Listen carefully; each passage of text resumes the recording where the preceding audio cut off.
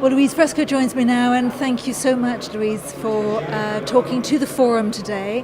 I know it was a lively debate. In fact, I heard you say we have to get things moving and the time is now. And I think that was a message towards the politicians and political will. You were motivating the audience, I think, at the forum today. Yes, absolutely. I think we stand at a crossroads in some ways. The future of food and agriculture has never been more important because, on the one hand, because of population growth, because of new needs, because of the need to move towards a more bio-based economy, but also because we have to build the trust to come up with good solutions. How far are we getting with that trust? Because there is mistrust in so many areas of big business, of science, for example.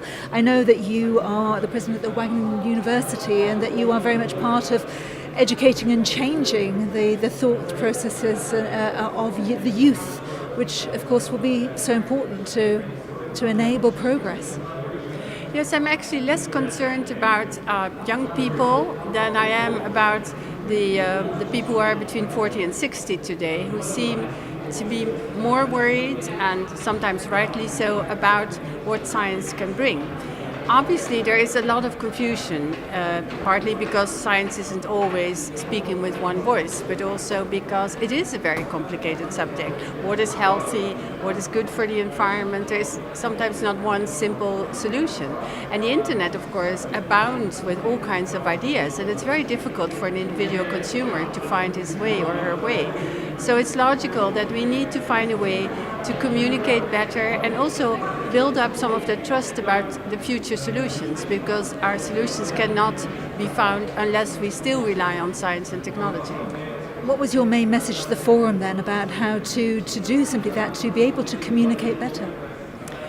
I think it's not just a matter of communication, it's also sorting out some of the science. So my proposal was that we look at the experience of the climate change community and build also an intergovernmental panel on food and agriculture, just like the intergovernmental panel on climate change, and start preparing some of the scenarios for politicians and the public to look at. For example, what would be a pesticide-free agriculture? Is that at all possible?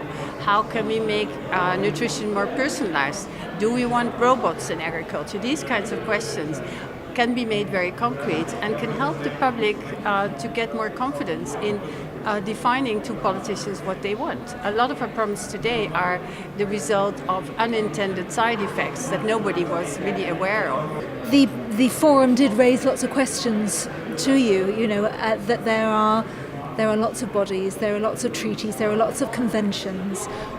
What would make what you're suggesting different? Well, it's good that we live in a world where there are lots of treaties and conventions, because that's how countries should interact rather than going to war.